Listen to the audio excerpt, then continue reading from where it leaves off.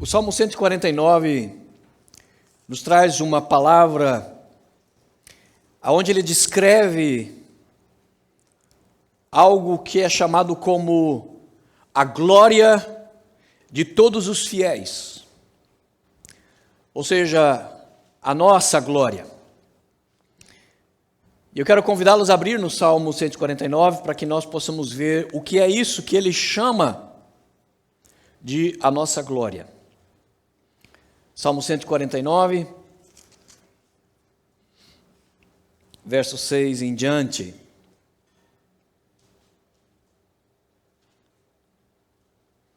Ou melhor, a partir do verso 4. Salmo 149, verso 4. Diz assim: o Senhor agrada-se do seu povo.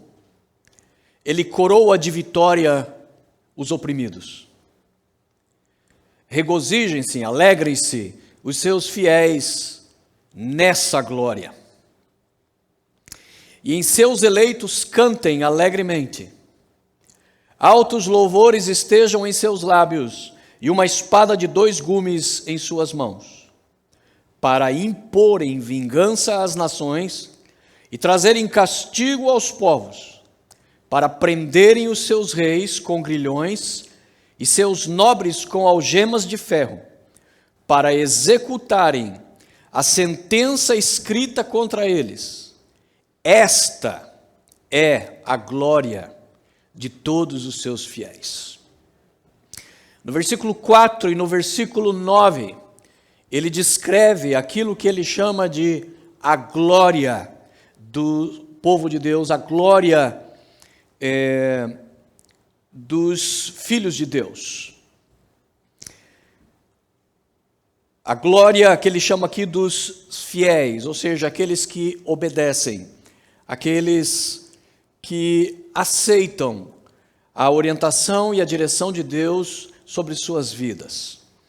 E claramente há, nestes poucos versos, itens que no conjunto todo ele diz: isto é precisamente a glória dos crentes, a glória dos fiéis.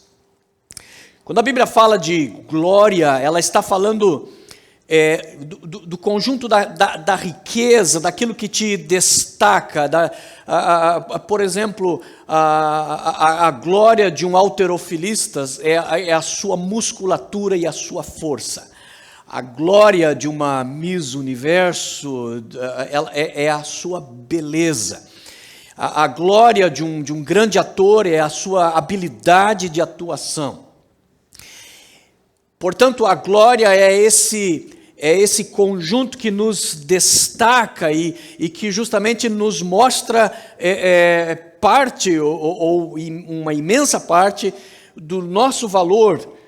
Portanto, quando falamos de uma bailarina na glória da sua dança, nós estamos falando daquilo que a destaca, da sua qualidade que a difere dos demais. E isto que a Bíblia chama de glória dos crentes, a glória do povo de Deus, ele está dizendo o que é. Ele diz, é o fato de que Deus, em primeiro lugar, se agrada do seu povo. Parece uma declaração simples, mas essa declaração, ela significa o seguinte: que quando Deus olha para a terra, Deus vê toda a humanidade, porque Deus sabe de todas as coisas e conhece todas as coisas. Mas ele vê, destaca-se, como num texto onde você fez um highlight, onde você passou aquela caneta amarela que destaca o texto. Assim são os servos de Deus, o povo de Deus aos olhos dele. Embora a Bíblia diz que Deus ama o mundo inteiro e quer salvá-lo, amou ao ponto de enviar o seu Filho, a Bíblia deixa muito claramente que Deus tem um grupo de pessoas que ele chama de os seus nobres na face da terra. The noble people of God on the face of the earth. Portanto, Deus, quando a Bíblia diz que ele se agrada de nós, significa que ele nos elegeu, significa que nós somos prioridade para Deus. É isso que significa. É a mesma expressão, com uma variação de palavras, do que Deus disse ao seu próprio filho Jesus. Quando ele se batizou, que ele estava para inaugurar o seu ministério, o que foi que Deus disse ao Jesus sair das águas? Este é o meu filho amado, em quem eu tenho prazer, ou em quem eu me comprazo, ou em quem eu me agrado. Exatamente o que o salmista está dizendo de Deus em relação ao seu povo. Quando Deus falou aquilo no momento do batismo de Jesus, o que Deus estava dizendo: não confundo este homem com nenhum outro, porque ele é único. Eu tenho um prazer nele, eu tenho uma maneira de vê-lo que nenhum outro ser humano se compara. Então ele está dizendo: olhem para este homem, porque vocês verão o meu favor sobre ele. Olhem para esse homem, porque ele é alvo das minhas bênçãos, ele é alvo da minha presença. É exatamente isso que está sendo chamado de a glória do povo de Deus. É o fato de nós sermos, do Senhor nos agradar-se de nós, de nos coroar de vitória, mesmo aqueles que são oprimidos. Significa nesse verso que a vida não é fácil, não será fácil só porque nós temos Deus, não será fácil só porque nós conhecemos a palavra de Deus, não significa que nós não seremos oprimidos, significa sim que Deus nos dará vitória sobre toda a opressão que se levantar contra nós. É isso que o salmista está chamando de a glória dos fiéis. Não é o fato de que não vamos ter problemas, mas é o fato de que porque Deus nos elegeu, porque Deus nos olhou, porque Deus nos marcou, e no Novo Testamento nós fomos marcados pelo sangue de Jesus Cristo. Quando o anjo da morte ia passar no Egito, e Deus anunciou a Moisés de que todos os primogênitos, nas casas aonde não tivesse a proteção de Deus, o anjo iria entrar, iria matar o primogênito de cada casa que ele entrasse no Egito. A condição para que o primogênito não fosse tocado pelo anjo da morte, qual era? Era que houvesse uma marca na porta, e essa marca tinha que ser feita com o quê? Com o sangue do cordeiro que tinha sido morto para aquele propósito. E então aquele sangue era marcado na porta do lado de fora, para que aonde houvesse a marca do sangue, então ali o anjo do Senhor entendia que quem estava ali era do Senhor, pertencia ao Senhor, e portanto era favorito de Deus, era favorecido de Deus. Quando nós vamos para o Novo Testamento, nós entendemos que isto que aconteceu lá no Egito é um simbolismo do que Cristo fez por nós na cruz do Calvário. Ele derramou o seu sangue, ele que foi apontado por João Batista como o Cordeiro de Deus que tira o pecado do mundo, portanto foi identificado imediatamente com o Cordeiro do Egito e com todos os demais cordeiros que foram mortos nos sacrifícios. Ele é o Cordeiro perfeito enviado por Deus e não enviado pelo homem. E ele disse que pela marca deste mesmo sangue, aquele que tiver a marca do sangue de Jesus, ele é marcado para ser alvo não da punição, não da ira, não do descontentamento de Deus, mas sim do favor de Deus. Quando Deus olha um filho seu, uma filha sua, marcada pelo sangue de Jesus, todos nós somos pecadores, entenda isso. Por mais graves que sejam os nossos pecados, na verdade, do ponto de vista da balança do juiz perfeito, todos os nossos pecados, aos olhos de Deus, nos desqualificam. Portanto, tanto faz aquele que pecou pecados gravíssimos, que desonraram, que trouxeram vergonha, ou aquele que pecou pecados, às vezes, só na mente, escondidos, que ninguém viu. Aos olhos de Deus não faz diferença, porque ao justo juiz, tanto um como o outro transgrediu a sua lei. Portanto, quando nós estamos nesta condição, o que Deus está mostrando é que pelo sangue de Jesus marcando as nossas vidas, apesar de sermos pecadores, não somos mais alvos da ira de Deus, da punição de Deus, e sim da graça de Deus, que foi acabado de cantar aqui. Uma graça tão maravilhosa que não entendemos. Como Deus pode ter me escolhido? Como Deus pode ter escolhido um traste como eu? Como Deus pode ter escolhido uma pessoa tão errada como eu? Mas é exatamente esse o significado da graça, não tem nada a ver com você, tem a ver com Ele. Graça significa um favor que não tem a ver com mérito daquele que recebe, mas sim com mérito daquele que oferece.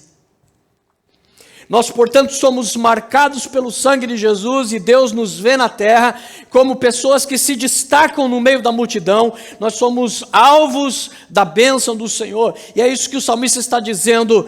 Esta é a glória do povo de Deus. Mas há um outro ponto que ele explica com um pouco mais de versos para dizer qual é a outra glória do povo de Deus.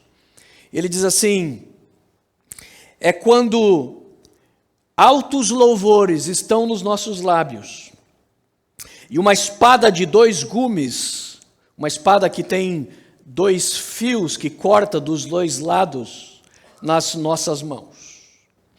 Com louvores nos nossos lábios e com uma espada de 2 gumes nas nossas mãos, nós poderemos fazer o que o verso 7 ao 9 diz, que constitui precisamente a glória dos filhos de Deus. Os louvores dos nossos lábios são não apenas canções emocionais de valor poético, nem tampouco são apenas canções que falam daquilo que nós cremos e através das canções celebramos. Os louvores nos lábios do povo de Deus têm um significado muitíssimo mais poderoso, e isso é descrito pelo salmista quando ele diz assim: Deus habita, aonde? No meio dos louvores do seu povo. No original em hebraico, a palavra habita significa literalmente trono. Deus se entroniza quando o seu povo louva. O que isso significa? Que o louvor na boca do povo de Deus, quando feito com percepção, quando feito com discernimento e quando feito com fé, ele tem não apenas um poder emocional ou didático, ele tem um poder espiritual de rechaçar as trevas. Por quê?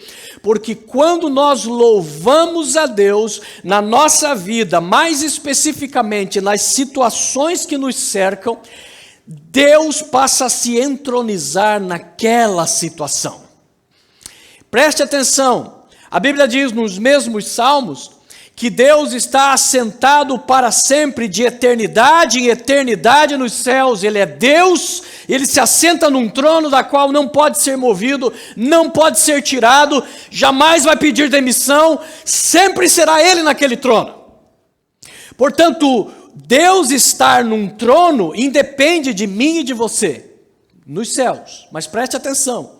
Agora, Deus estar num trono, na minha vida e na situação que eu estou enfrentando, está ligado diretamente à minha atitude, à sua atitude.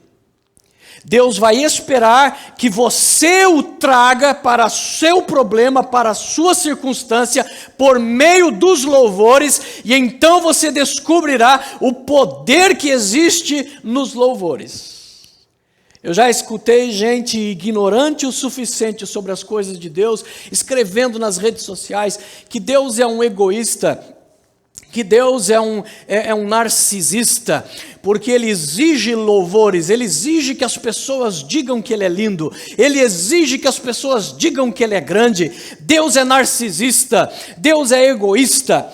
Preste atenção, o louvor tem muito mais a ver do que Deus faz por nós, do que nós fazemos quando o louvamos. Porque quando nós entendemos esta chave que Deus entregou para o seu povo, e isso é somente para o seu povo, o ímpio não pode fazer isso, a pessoa que não conhece a Jesus não pode fazer isso, porque o autor de Hebreus escreveu e disse que o louvor, ele é fruto de lábios que confessam o nome de Jesus somente. Portanto, o louvor só pode estar presente genuinamente autoritativamente na boca de quem crê em Jesus e o serve. Portanto, isso é uma ferramenta, uma arma poderosíssima que consegue anular a força das trevas e trazer Deus para o seu conflito, trazer Deus para a sua situação e começar a mudar as coisas, porque Deus se entronizou naquele problema e na sua vida. O Deus entronizado para sempre nos céus, que o diabo tentou movê-lo de lá e não conseguiu, ele agora está sendo entronizado por você, na tua vida. Você está trazendo Deus no meio do seu povo. É por isso que os louvores no meio do povo de Deus, tanto em Israel como com a igreja, sempre fez parte fundamental da adoração.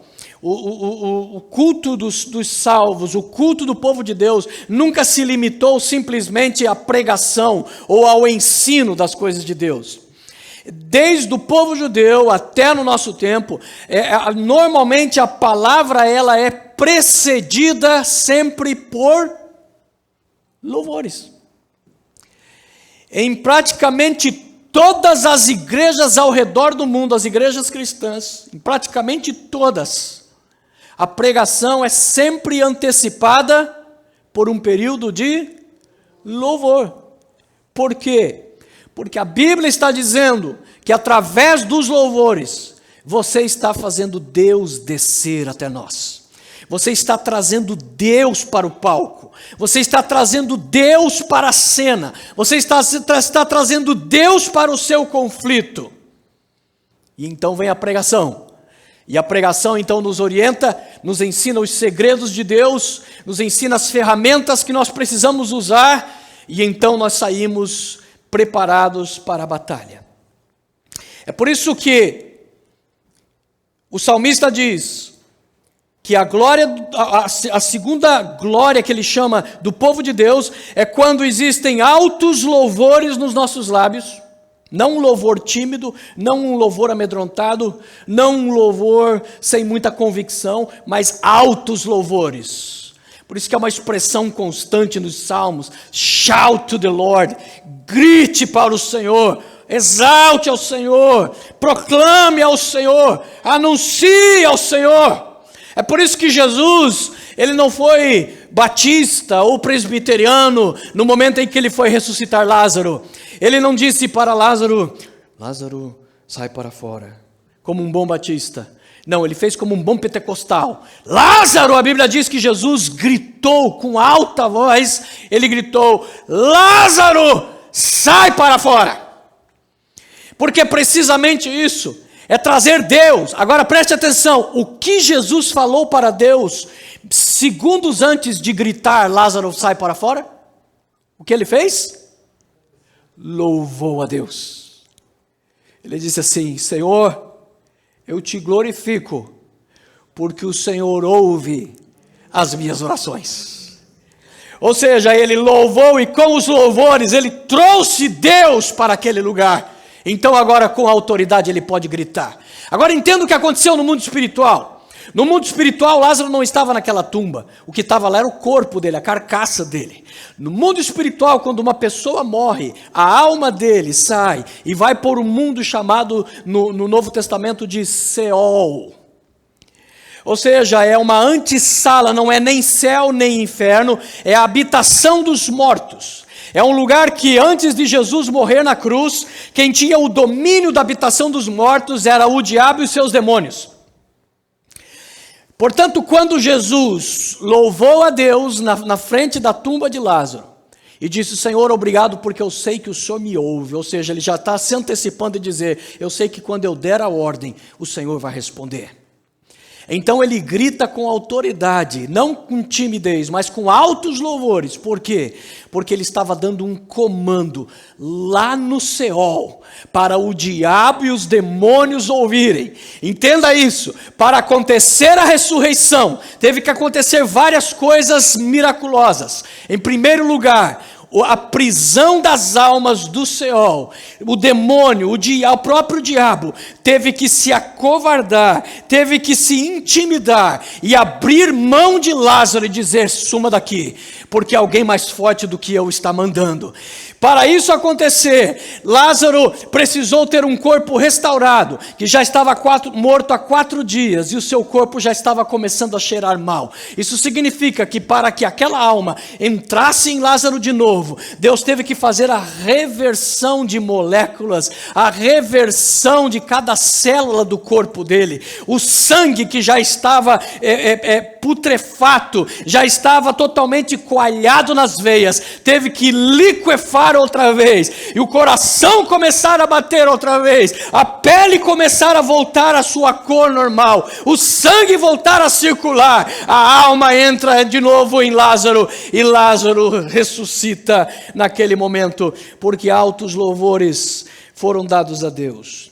Por isso louvores e a pregação sempre estiveram juntos, e é o que nós vemos nesse verso. Ele diz: quando os altos louvores estão na boca do seu povo, e na mão deles está, nas suas mãos está uma espada de 2 gumes. O que é símbolo do que a espada de 2 gumes?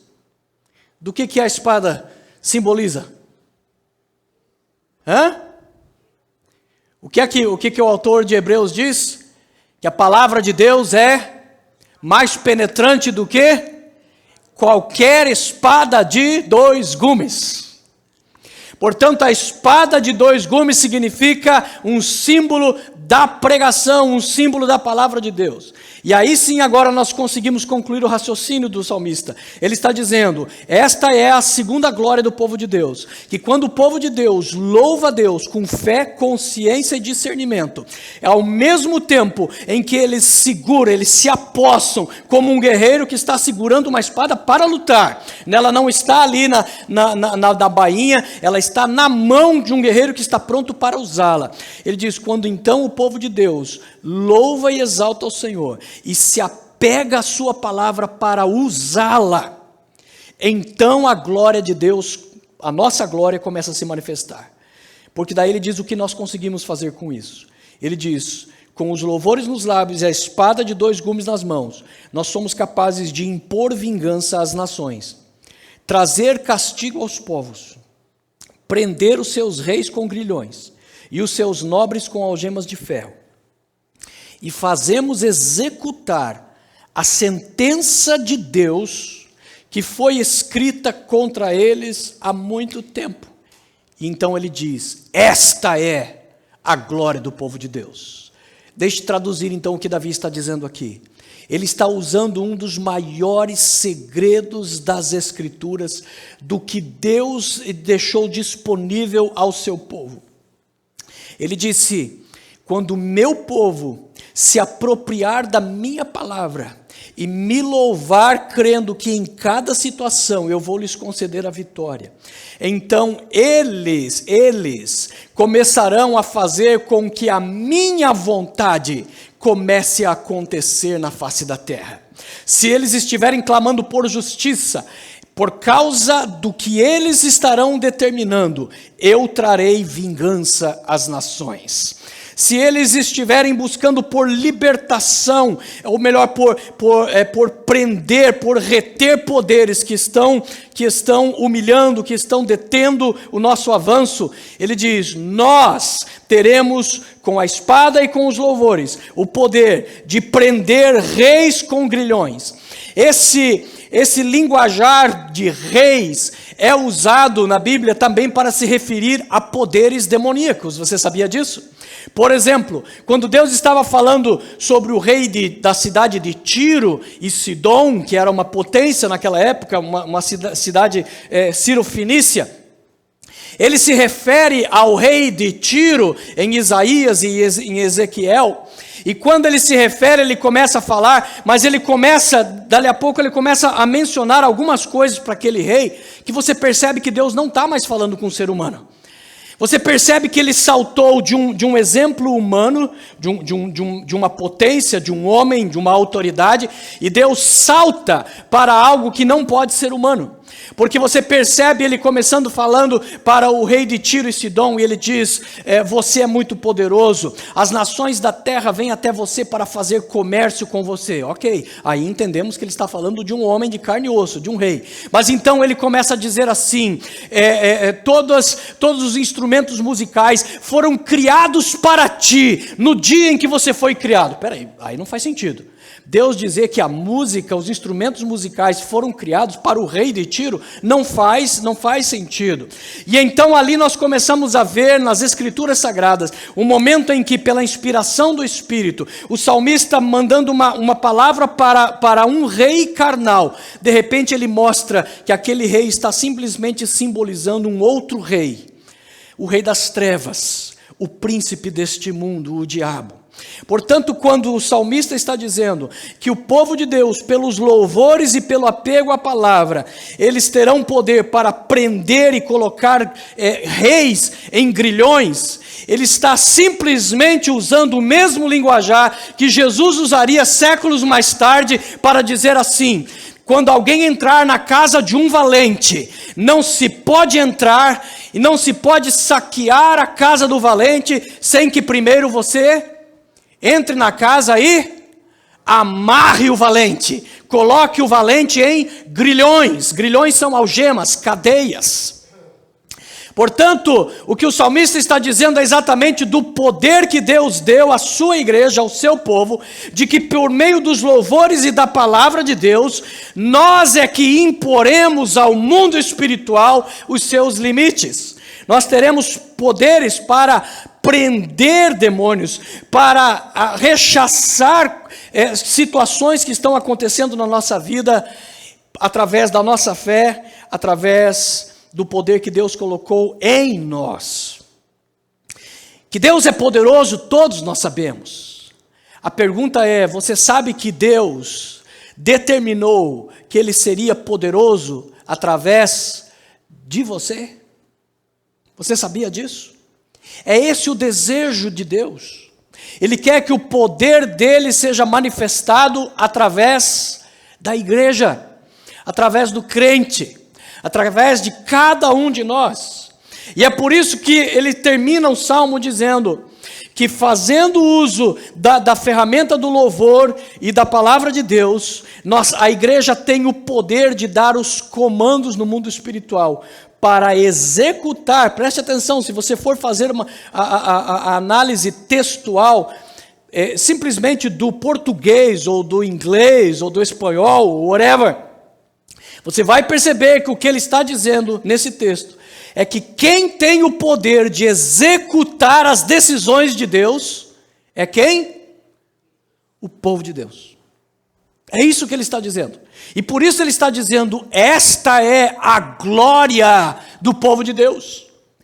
Porque ele está dizendo, o Deus criador dos céus, o onipotente, que pode todas as coisas, ele se limitou de que ficasse dependente da ação da igreja, que ficasse dependente da ação sua e minha, para ele poder liberar completamente o seu poder e fazer coisas poderosas. Lembra-se do que ele respondeu a Moisés, quando Moisés estava lá diante do Mar Vermelho e clamou: o Senhor não vai fazer nada? O Senhor nos trouxe aqui para nos matar? Senhor, o que o Senhor vai fazer, Senhor? Qual foi a pergunta? Qual foi a resposta de Deus? Por que você clama a mim? Ele disse: você estenda o cajado. Ou seja, é você que determina, Moisés, agora o que eu vou fazer. É você que executa os meus planos. Agora preste atenção. Não é Moisés que decidiu trazer o povo para o Egito e ficar ali 430 anos. Não é Moisés que decidiu ser escolhido quando bebê e ser colocado num cestinho e jogado no rio Nilo e sobreviver e ser adotado pela filha do faraó para que ele se crescesse no palácio. Não é Moisés que teve qualquer controle sobre isso. Tudo isso mostra que o plano de Deus era que acontecesse todas essas coisas. Mas quando chega na hora H, quando chega no momento de executar o plano de Deus, Deus diz: Moisés, agora é você que decide. É você que determina agora o que vai acontecer.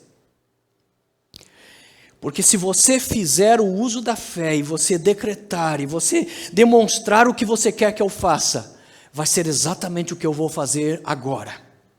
E Moisés estende o cajado em direção ao mar. E Deus, então, abre o mar. Você está entendendo, irmãos? Isso tudo foi só a introdução. Agora é que eu vou pregar de verdade. Quando Jesus disse, aquilo que vocês ligarem na terra, será ligado nos céus. E aquilo que vocês desligarem na terra, será desligado nos céus. Sobre quem ele está dando o poder de execução? Aos céus ou à terra? Vocês estão com medo de falar uma heresia, se complicar com Deus, né? Fala aí. O que você entende quando ele diz, o que você ligar na terra será ligado nos céus, o que você desligar na terra será desligado nos céus? Quem tem o poder de execução? Deus ou o homem? Ele está claramente dizendo, vocês vão decidir. E eu já preguei sobre isso, de que a palavra ligar aqui em português e desligar, ela só serve para esse texto se a gente usar o português antigo.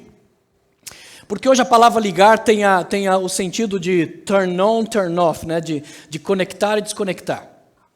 Mas a palavra que Jesus estava usando é uma palavra muito mais forte do que isso. Tanto é que no inglês e no espanhol isso aparece. Na Bíblia em inglês e na Bíblia em espanhol isso aparece. Porque em inglês Deus não está dizendo, when you turn on something here on earth, I will turn on heaven. Não. Ele diz assim, when you bind, quando você amarrar algo, quando você atar algo, quando você algemar algo aqui na terra, Deus está dizendo, Deus irá algemar lá no céu. Ele está falando de algo muito mais poderoso do que simplesmente ligar e desligar. Ele está falando de você tomar domínio completo. Ele está usando o mesmo linguajar que ele usou quando ele disse, ninguém entra na casa de um valente sem que primeiro você o amarre. É isso que Jesus está dizendo neste verso. Então preste atenção. Quando Jesus disse, aquilo que você amarrar aqui na terra será amarrado nos céus, aquilo que você desamarrar aqui na terra será desamarrado nos céus. Algumas coisas surpreendentes ficam nítidas, por diferentes pontos teológicos que você tenha, você tem que confirmar pelo menos estas coisas. Em primeiro lugar, Deus está claramente dizendo que Deus vai agir em função da decisão do servo dele. Ele vai agir em função daquilo que nós escolhemos. Por isso que Deus disse lá no Velho Testamento, ele diz assim, eu tenho posto diante de você a bênção e a maldição. E ele disse, escolha o que você vai querer. Por que Deus está dizendo isso? Porque lá no Éden, quando Deus criou o protótipo de toda a humanidade, quando Deus criou Adão, ele disse assim para Adão, governe sobre a terra. Governe. Por isso o salmista, quando foi escrever sobre isso mais tarde, ele diz assim, os céus dos céus são os céus do Senhor, mas a terra ele a entregou aos homens. Por quê? Porque é exatamente esse precioso ensino que as Escrituras estão nos trazendo. De que Deus está dizendo, os assuntos que envolvem a tua existência e o progresso do reino de Deus aqui na terra. Esta é a glória do meu povo. Eu estou pondo esta responsabilidade sobre vocês. O poder é meu, mas a decisão é de vocês.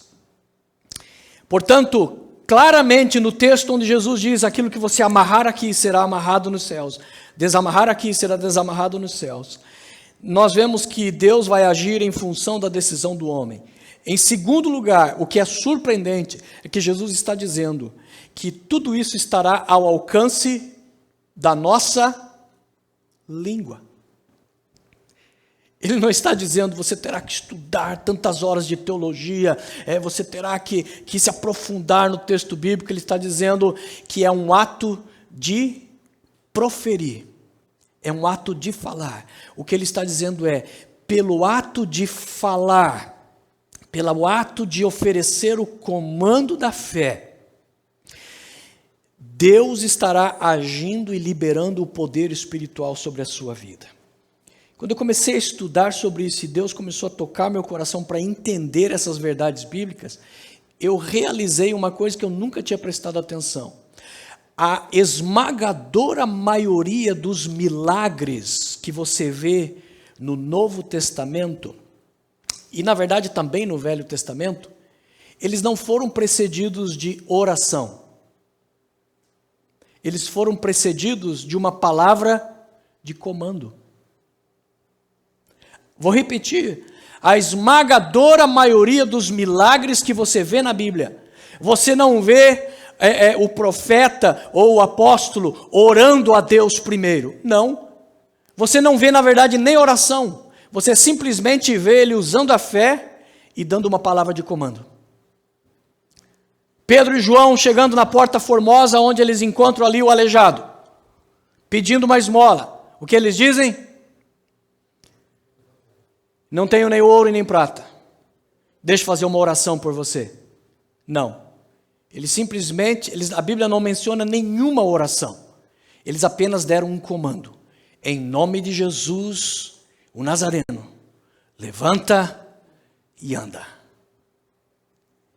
Você vê Jesus fazendo isso. Na esmagadora maioria dos milagres de Jesus, Jesus não ora. Jesus simplesmente dá o comando. Por quê? Porque Jesus está dando o exemplo de como o reino de Deus vai funcionar aqui na terra.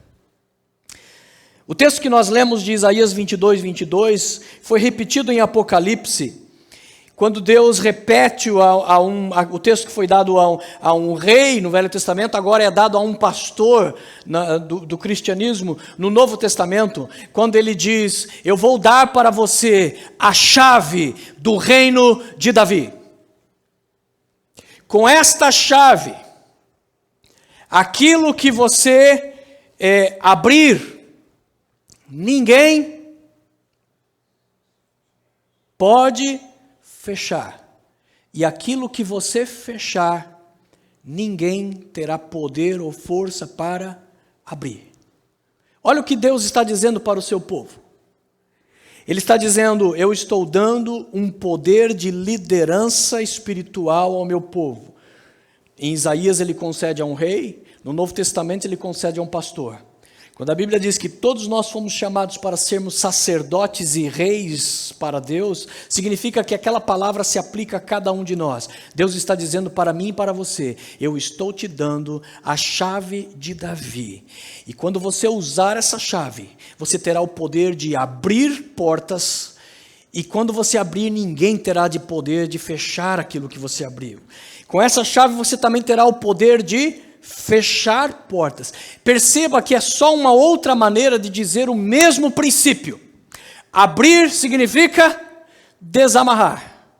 Concordam? E fechar é a mesma coisa que amarrar. Portanto, ele está dizendo, eu estou te dando uma chave, que é o segredo de como o mundo espiritual vai funcionar e como o reino de Deus vai funcionar. Agora preste atenção. Você pode ter a chave da sua casa no seu bolso, a chave do seu carro na sua mão. Você pode rodear o carro, o quanto for, e ser sincero e ter um desejo ardente de entrar no carro ou dentro da casa. Mas só existe uma maneira de você poder entrar dentro da sua casa nesta condição ou dentro do seu carro. Qual é? Não é tendo a chave nas mãos, simplesmente. Não é tendo a chave no bolso. Não é simplesmente possuir a chave. É a aplicação da chave. Você vai pegar lá o seu molinho de chaves. Você vai escolher a sua chave. A minha é do Mickey. Então eu sei que a do Mickey é a chave da minha casa.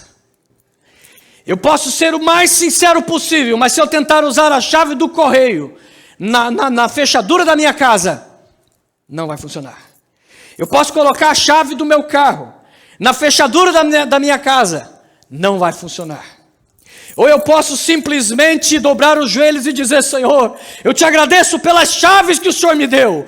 Senhor, agora abre esse carro pelo amor de Deus. Deus vai dizer a mesma coisa que ele disse a Moisés: por que clama a mim? Pega a chave aí, Moisés. A chave de Moisés era o cajado. Pega a chave e faz o quê? Enfia na fechadura. Pega a chave correta, enfia e abre. Gira. É exatamente isso que Jesus está dizendo para nós.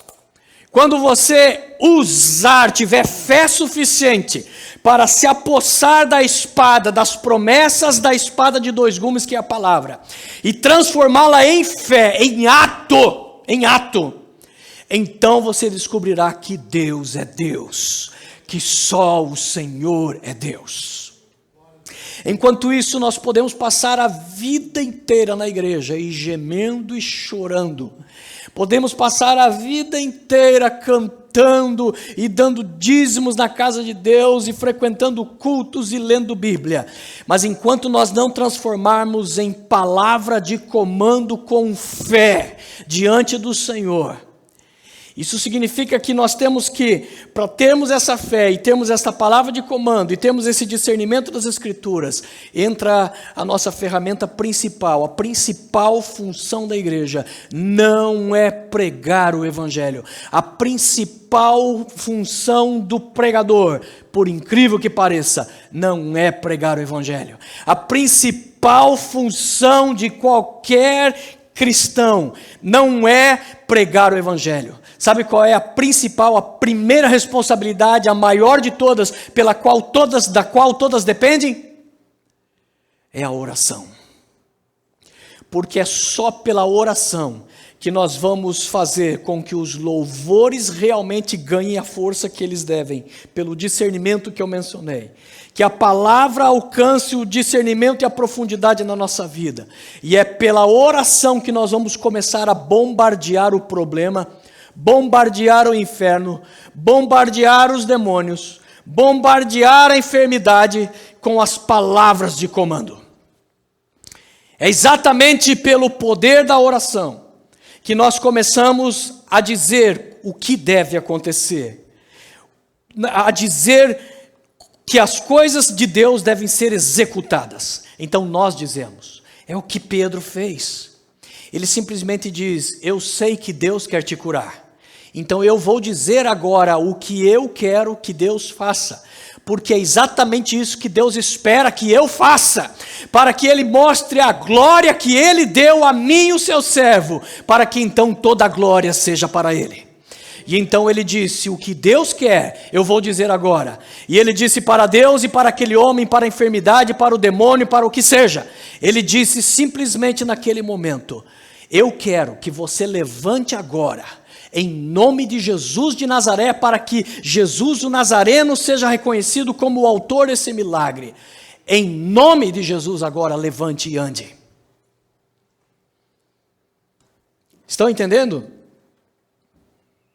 Ao homem foi concedido governar os assuntos concernentes à terra e ao mundo espiritual, para o bem ou para o mal, por omissão ou por compreensão e execução dessas coisas. Para o bem ou para o mal, Deus te fez governante da tua história, meu irmão. Porque Ele está dizendo: eu já enviei os profetas, eu já enviei a minha palavra, eu já revelei o meu poder, eu já mostrei o meu favor, eu já enviei a minha graça, eu já enviei o sacrifício perfeito para lavar você dos teus pecados. Agora está na hora de você executar tudo isso que eu pus à tua disposição. Exatamente por causa disso, que para o bem ou para o mal, somos nós que governamos. Para o mal, quando Deus simplesmente se torna incapaz, o Deus onipotente se torna incapaz de poder operar, porque nós desobedecemos o seu anseio e não cumprimos o que Ele ordenou e Ele disse ser a glória da nossa vida, que é justamente o poder de pôr em execução toda a vontade de Deus. Portanto, quando nós não fazemos nós estamos governando para o mal. Porque nós estamos impedindo que a bênção chegue. Nós estamos impedindo que a libertação venha. Nós estamos impedindo que a vitória do Senhor venha. Porque o Senhor nos pôs a vitória nas nossas mãos. É o que o salmista disse no versículo 4, quando ele disse, ele coroa de vitória os oprimidos. É por isso que John Wesley disse o seguinte, Deus não faz nada a não ser em resposta da oração. Percebe a ousadia do que ele falou? Ele diz, Deus não move um dedo, Deus não faz um milagrinho sequer, Deus não causa uma salvação sequer, a não ser como resposta da oração. Porque Deus determinou que é desta maneira que nós seríamos treinados. Treinados para quê? Porque você sabe qual é o teu futuro? Sabe qual é o teu futuro? A Bíblia diz lá em Apocalipse 5, que Jesus Cristo é o Cordeiro que foi morto pelos nossos pecados, e que com o seu sangue, Ele comprou para Deus homens de toda tribo, povo, língua e nação, e para Deus nos constituiu reis e sacerdotes. É isso que nos aguarda. Um dos livros que mudou a minha vida é um livro que eu creio que não é mais publicado, chamado Seu Destino é o Trono, onde o autor mostra exatamente isso, que do ponto de vista bíblico, o meu destino é governar o universo com Deus. É para isso que Deus está nos treinando. Ele não está nos treinando para a gente ser livres do inferno, para chegar lá no céu e ficar tocando harpa junto com ele. Ele já tem os anjos para fazer isso. O propósito de Deus para nos salvar é que nós cheguemos lá no céu e nos assentemos com Jesus à sua direita, no seu trono, como ele está sentado à direita do trono de Deus, o Pai. Assentar no mesmo trono que Jesus significa uma única coisa. Porque quem senta no trono é aquele que está governando. Portanto, quando Jesus diz, ao que vencer eu darei, que se assente comigo no meu trono, Ele está dizendo uma só coisa. Quando você for para o céu, o propósito e o plano de Deus para as eras futuras, que a Bíblia não diz qual será, o que será, é que nós governemos na mesma autoridade de Jesus Cristo. Nós iremos governar com Deus. É por isso que a Bíblia diz que em Deus nós fomos feitos herdeiros de Deus e co-herdeiros com Jesus. Significa que aquilo que Jesus tem, Ele vai dividir por igual para conosco, para com o seu povo. Por isso nós vamos sentar no mesmo trono de Jesus e reinar com Ele. Por isso, irmãos, a oração e a execução da fé nesta terra é o treinamento que Deus planejou para que nós começássemos a aprender como é que se governa. Ao invés de ficarmos nos lamentando e orando mil tipos de orações, dizendo, Senhor, tenha misericórdia, Senhor, nos livre disso, Senhor, me afaste daquilo. Jesus está dizendo, filho, você está orando, mas eu coloquei na tua mão a decisão. Volte-se para o problema e diga para Lázaro, Lázaro, sai para fora. Diga para o aleijado, em nome de Jesus Cristo, levante e ande. Ou seja, diga para o seu problema, execute, diga para Deus, Senhor, é isso que eu quero que o Senhor faça no nome de Jesus. Durante muitos anos eu estou lutando para resolver o meu problema de documentação em relação à imigração dos Estados Unidos. E por muito tempo eu fiquei só nisso de esperar e confiar. Deus me conhece, Deus tem um plano para a minha vida, foi Deus que me trouxe aqui para os Estados Unidos, Deus vai resolver tudo. E ficar esperando e dizendo, Senhor, eu confio em Ti, eu sei que o Senhor vai fazer. Então o Senhor começou, desde 2014, Deus começou a mudar o meu coração e fazer entender essas verdades. Ele disse, você vai ficar esperando de braços cruzados, isso nunca vai acontecer. Por quê? Porque eu coloquei na tua mão a decisão do que deve ou não acontecer. Então a minha oração mudou, irmãos. Eu comecei a usar orações sábias, aonde você diz para Deus exatamente o que Deus deve fazer, porque Deus já sabe o que deve fazer, mas Ele está esperando que você governe junto com Ele e faça junto com Ele a tomada da decisão. O que é que Deus disse? O que é que Moisés disse para Deus quando Deus disse: Moisés, cansei desse povo, ele é um povo teimoso, desobediente. Moisés, mas você eu gosto. Sai da minha frente, eu vou matar todo mundo e só você vai sobreviver e eu vou começar uma nova nação através de você. Ele se colocou na frente e falou: não faça isso não, Senhor. Ele disse o seguinte: porque se o Senhor fizer isso, eu vou dizer o que vai acontecer lá no Egito. Lá no Egito eles vão começar a dizer o seguinte: o Deus de Israel teve poder de tirá-los do Egito, mas não teve poder de introduzi-los na terra da promessa. Então ele disse: o teu nome vai ser zombado, Senhor. Eu, Moisés? Sou nada, Senhor. Daqui a pouco estou morto mesmo, já estou com 80 e poucos anos. Mas tu, Senhor, o teu nome será zombado. O teu nome será ridicularizado.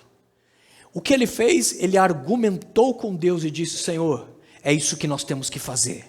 O Senhor tem que perdoar. Trate o pecado no meio de Israel, mas o Senhor tem que perdoar e continuar conduzindo esse povo. E Deus lá no céu diz: gostei, concordo com você, é isso que eu vou fazer. Em Ezequiel, Deus disse assim, quando Deus teve que destruir uma cidade, e ele comparou aquela situação a um muro de uma cidade. Aquelas cidades eram muradas, tinham muralhas naquela época, e ele diz assim, é como se aquela cidade estivesse sem proteção espiritual. Então ele diz, havia uma brecha no muro, e Deus disse, eu tive que destruir, e antes de destruir, eu olhei em volta, e procurei para ver se eu encontrava o quê? Um intercessor, ou seja, alguém que orasse a mim em favor daquela cidade. Deus ainda diz, para que eu não tivesse que destruí-la. Mas Deus disse, mas não achei ninguém. E então Deus tem que executar a sua ira que ele não queria executar. Ou seja, Deus está dizendo que se ele tivesse encontrado um intercessor como Moisés, Deus teria recuado e não teria feito aquela destruição. Perceba, meu irmão, o poder espiritual que Deus tem dado nas nossas mãos. Perceba. Sobre isso eu tenho mais do que palavras, eu tenho um testemunho sobre isto. Quando eu estava vindo para os Estados Unidos, antes é preciso que você entenda rapidamente que Deus começou a usar pessoas através de visões, sonhos e palavras proféticas na minha vida, mais de 10 anos antes de eu pensar em vir para os Estados Unidos, aonde Deus estava dizendo que eu viria para, não dizia Estados Unidos, mas dizia que eu iria para um lugar, aonde eu estaria num só lugar, cantando em espanhol, pregando em português e em inglês. Isso mais de 10 anos antes de eu pensar em vir para os Estados Unidos. E então, finalmente, Deus moveu os seus pauzinhos, Deus sabe como fazer isso como ninguém, e Ele fez com que eu chegasse numa circunstância onde eu resolvesse deixar tudo que eu tinha, tudo para trás, e me aventurar aqui para os Estados Unidos, para seguir um chamado que Deus estava me dando. Tudo estava se cumprindo maravilhosamente bem. Deus abriu uma porta através de um pastor aqui nos Estados Unidos, um ministério, que me mandaram cartas e documentos para eu conseguir. Me foi dito que pelas leis americanas, com esses documentos em mãos, é impossível eles negarem o seu visto. Fui para São Paulo com essa convicção, não batalhando em espírito, não lutando em oração. Fui confiando no documento e na lei americana, que dizia que era impossível que o meu visto fosse negado. Adivinha o que aconteceu? Peguei uma endemoniada de uma japonesa americana. Por isso que eu não sou muito chegado em japonês hoje. Ela começou assim, com um português horrível. Você vai onde? Eu falei, United States. E ela disse, fazer o quê? Eu falei, ser pastor. E ela falou, me fale igreja. Eu falei, falar igreja? Falei, igreja sim, um lugar que a gente se reúne, a gente prega o evangelho, e ela começou assim, não, fazer assim, não. E eu atrás daquele vidrão, falei, endemoniada. E eu falei, mas eu sei que ela não pode negar esse visto, porque a lei americana diz que ela tem que me dar, porque eu estou com o documento, ela tem que me dar, e ela, está negado, volto só daqui a 6 meses. E eu voltei sem saber nada, sem entender nada. Deus tinha usado profetas, tinha usado pessoas, tinha usado sonhos. Deus já tinha me falado a mim pessoalmente, numa visão, onde Ele disse, quando você estiver para pôr a fechadura na casa que você está construindo, e você for abrir a porta, quando a casa ainda não estiver terminada, eu vou te chamar para ir para um lugar longe. Você vai? Isso foi lá em Camboriú, Santa Catarina, e eu disse, Senhor, o Senhor sabe que eu vou para onde o Senhor me mandar. E de repente o Deus de tantas promessas me deu um carimbão. Fez aquela endemoniada colocar um carimbão no meu passaporte, dizendo, não vai não. Não vai não. E aí foi uma semana de desespero. A irmã Marlena, que está aqui, foi testemunha de toda essa fase, de todo esse sofrimento nosso, nos ajudou muito naquele momento. E ali a gente, sem entender nada, falar, meu Deus, acho que Deus quer me destruir mesmo, Deus quer me matar, só pode. De repente, um belo dia, alguém me telefona.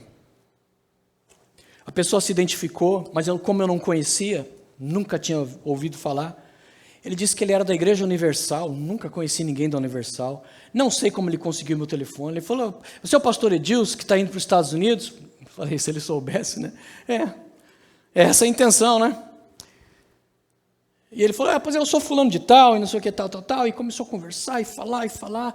E eu falei, o que esse cara quer? Não estou entendendo. Eu não conheço ele, não estou entendendo o que ele quer. Só pode ser uma coisa, ele está querendo pedir alguma encomenda, está querendo que eu leve alguma coisa para ele, para algum parente. Eu nem dei muita bola, só fui deixando o cara falar, para esperar para desligar. De repente ele falou, eu falei para ele que tinha sido negado o visto, que eu não sabia o que eu ia fazer agora. De repente, depois de falar um montão, ele falou assim, pastor Edilson, tente o visto de novo. Eu falei, não, mas eu não posso, porque ela falou que só posso voltar daqui a 6 meses. Ela colocou um carimbão lá no meu passaporte. Ele falou, pastor Edilson, eu vou te dar uma palavra de Deus. Deus está te dando a chave de Davi. A porta que você abre, ninguém fecha. Ele disse, pastor, vá de novo naquele consulado. Vá de novo. E disse, Deus abençoe, e desligou, não pediu nada, não pediu encomenda nenhuma. Eu falei, foi isso? Deus usou um anônimo, Deus usou um cara que eu não conheço, que até hoje não sei quem foi, para simplesmente me dizer, vá para São Paulo, porque Deus te deu uma chave que você tem que usar. Então a coisa mudou. Eu comecei a orar, marquei de novo a entrevista, fui lá de novo. Ela falou para ir depois de 6 meses, eu fui depois de 2 semanas. Cheguei lá, quando eu fui pisar o degrau para entrar no portão do consulado ali em São Paulo, eu falei para Deus, Senhor, estou aqui agora como teu servo. E eu disse para Deus, eu quero ser respeitado como tal. E eu entrei naquele lugar. A pessoa que me atendeu agora não era japonesa endemoniada, era uma moça novinha, bonitinha, com português perfeito. E ela começou a me chamar de senhor, o que para mim com 30 anos era uma ofensa. O que o senhor veio fazer aqui, não sei o que, tal. E ela viu o carimbão e ela falou, o seu passaporte foi negado, né? Eu falei, pois foi. E ela falou, por quê? Eu falei, não tenho ideia, não sei. E ela então saía do guichê, ia lá e perguntava uma coisa, e perguntava outra, e saía de novo e tal. E toda vez que ela voltava, ela falou, desculpa que está demorando. Olha o respeito que eu pedi a Deus. Desculpa que está demorando, mas a gente já vai resolver isso aqui. E saía de novo, vinha e perguntava uma coisa. E quando não entendia, eu usava evangeliquez para ela não entender mesmo, né? Para confundir. E de repente ela só voltou e disse, aqui está o seu passaporte, aqui está a sua autorização, o seu passaporte virá pelo correio, boa viagem. Porque a chave de Davi foi dada, entendeu? Agora, o que teria acontecido se o cara tivesse sido usado por Deus e dito, pastor, a chave está com você, e eu tivesse colocado a chave no bolso e continuasse orando, o que ia acontecer? Até hoje eu estava lá no Brasil. É só quando eu peguei a chave na mão e disse, vou enfiar na fechadura. E fui lá para ver o que Deus queria para mim. E eu vi Deus operando na minha vida. Portanto, eu não estou falando de teoria. Em primeiro lugar, eu estou falando da autoridade do que a palavra de Deus diz. Deus não brinca. Deus não usa de poeminhas bonitinhos para que a gente leia a Bíblia e fale: ai, que versinho cute, que verso bíblico lindinho esse, que quadrinho bonito não daria na parede. Então ele está dizendo: não, meu filho, não é para bonito. Eu estou te dando isso aqui porque a minha palavra é ferramenta. Jesus diz: a minha palavra é espírito e vida. É espírito e vida. Quando você usa a minha palavra com fé, você verá resultados. Jesus escolheu a palavra eclésia, que é uma palavra grega, para se referir ao povo de Deus, ao seu povo, os cristãos. Ele emprestou lá do grego. É dessa palavra eclésia que veio iglesia, igreja. E daí church. Aí não entendi. O church eu não entendi. Mas o eclésia, igreja, igreja, dá para entender de onde vem. O interessante desta palavra é que, em primeiro lugar, ela literalmente significa aqueles que foram chamados para fora. Então, mostra um caráter de que trata-se de um povo separado, trata-se de um povo distinto. Ser parte da igreja de Jesus Cristo significa ser um povo separado. Um povo que pertence a Ele, um povo exclusivo de Deus, no linguajar do apóstolo Pedro. Mas tem mais do que isso. O curioso é que essa palavra que Jesus emprestou do grego não tem nada a ver com igreja, não tem nada a ver com o evangelho, não tem nada a ver com religião. Era uma palavra que era usada quando, na Grécia, as autoridades de uma cidade convocavam o povo para saírem para fora das suas casas, se reunirem na praça, para ali eles determinarem os rumos da cidade, dos assuntos políticos e administrativos. Por que Jesus usou uma palavra de política, de administração, para significar exatamente o conjunto dos servos de Deus no cristianismo? Porque ele está dizendo exatamente isso. Vocês são aquele povo que saem para fora para um propósito. E vocês são aqueles que determinam, pela fé e pela instrução da minha palavra, a execução do poder de Deus na face da terra. Vocês são a minha eclésia. Vocês são o povo que vai tomar as decisões e pôr toda a engrenagem do reino de Deus em funcionamento. É com essa mesma base que, usando um outro tipo de aproximação, o apóstolo Paulo se refere ao povo de Deus, ele se refere à igreja como embaixadores de Deus.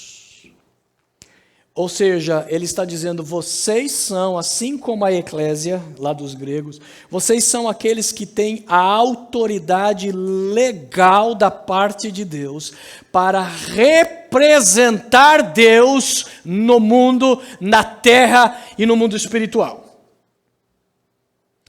Vocês são aqueles que falam em nome de Deus. Preste atenção.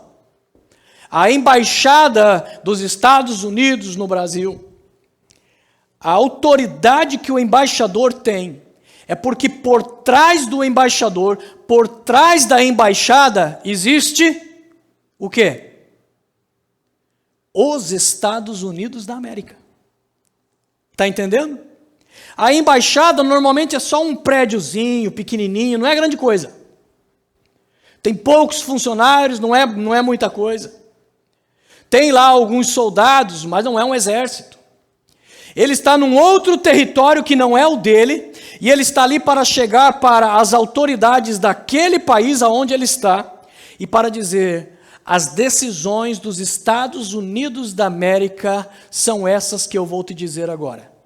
Se você aceitar, muito que bem; se não aceitar, é esta a palavra que eu recebi dos Estados Unidos da América. Portanto, quando o embaixador fala, ele está falando em nome de todo o governo americano. Ele está falando em nome do presidente dos Estados Unidos. Ele está falando em nome e na autoridade de todo o potencial econômico, militar, político, enfim, tudo aquilo que exista neste país. É isso que está dando o backup, é isso que está dando força para o embaixador. Agora preste atenção.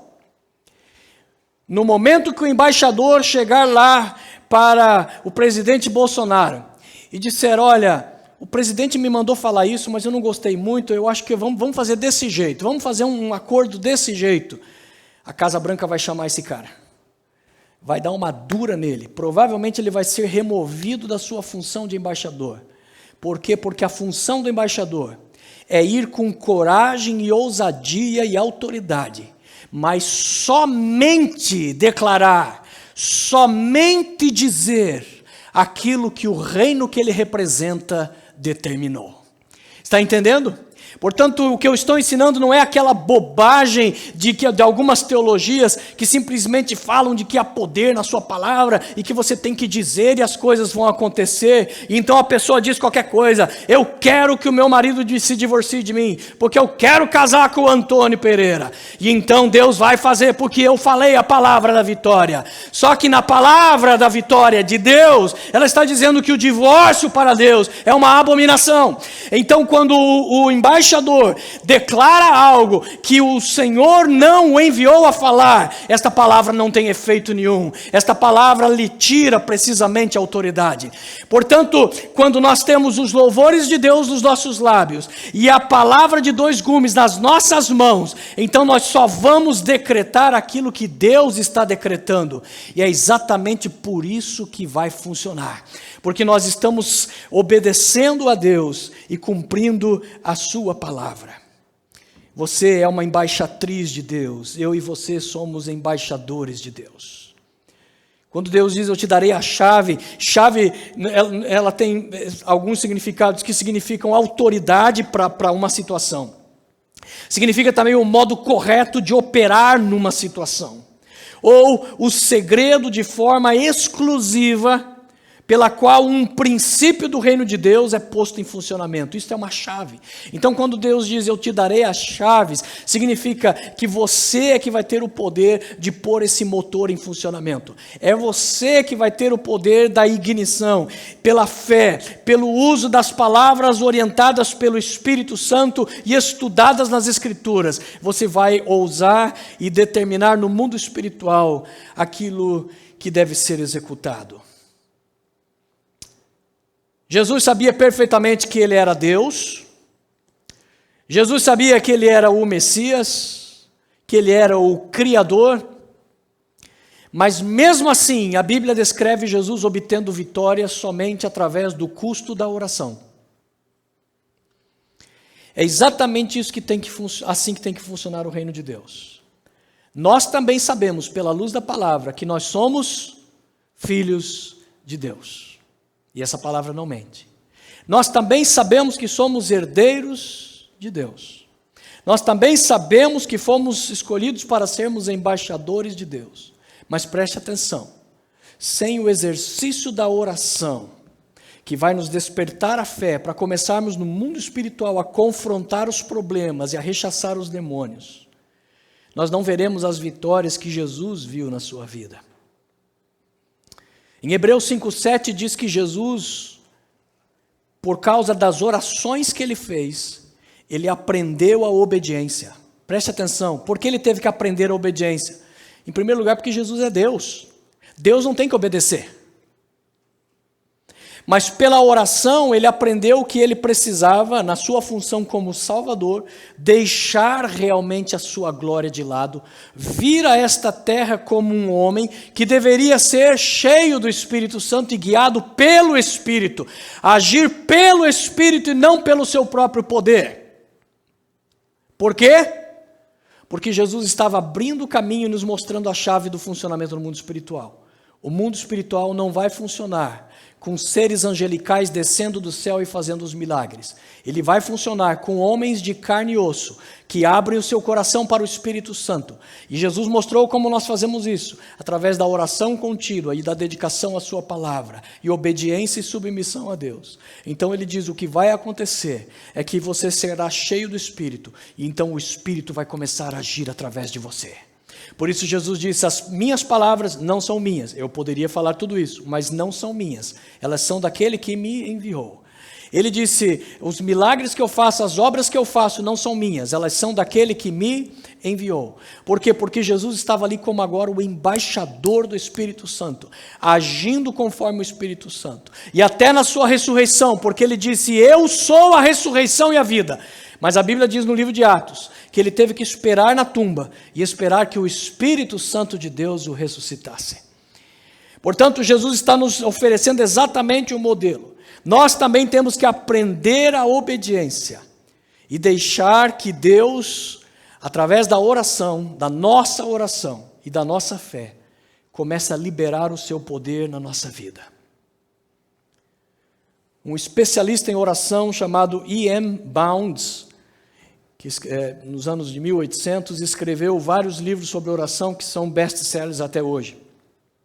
E ele disse o seguinte, a importunação leva a oração ao ponto da crença. Jesus ensinou por parábolas sobre a importância da importunação, da insistência. Lembra da parábola da viúva que foi lá várias vezes insistir com o juiz? Jesus disse, assim tem que ser a oração de vocês. Batam como aquele homem que de madrugada recebeu visitas e está sem pão em casa. Então ele bate na casa do amigo de madrugada e diz, por favor me ajude, recebi visitas e não tenho o que dar de comer para eles. E o cara grita lá, já estou na cama com os meus filhos, vai embora, não me enche as paciências. E ele continua batendo.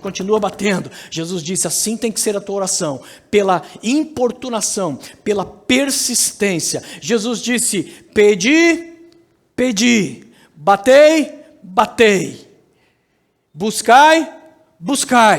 Ou seja, Jesus está dizendo, faça uma vez e repita, continue buscando. Enquanto não recebeu, continue buscando. Enquanto pediu e não recebeu, continue pedindo. Enquanto a porta não for aberta, continue batendo. Jesus ensinou-nos a importância da importunação na oração. E é por isso que E.M. Bounds disse, a importunação leva a oração ao ponto da crença. Porque é verdade, irmãos.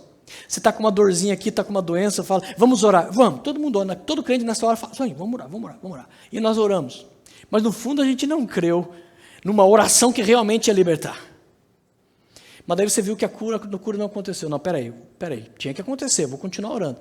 E então você começa a insistir com aquilo. E aí você começa a se desesperar. Você fala, peraí Deus, não está funcionando, tem que funcionar. O Senhor disse que faria e não está fazendo. Então você começa a importunar Deus. Sabe o que acontece quando você começa, na verdade, a demorar para receber a bênção, mas continua insistindo na oração? Ao invés de perder a fé, acontece o contrário. Você de repente começa a crer. Você começa de repente a receber aquela fé que significa a certeza das coisas que nós não vemos, a convicção absoluta daquilo que nós ainda não tocamos, não possuímos. À medida que nós insistimos em importunar a Deus com a nossa oração e com a ousadia da fé, nós começamos a chegar na oração ao ponto da crença. E ele diz assim, o espírito persistente leva o homem a um ponto em que a fé reivindica a bênção e dela se aproxima.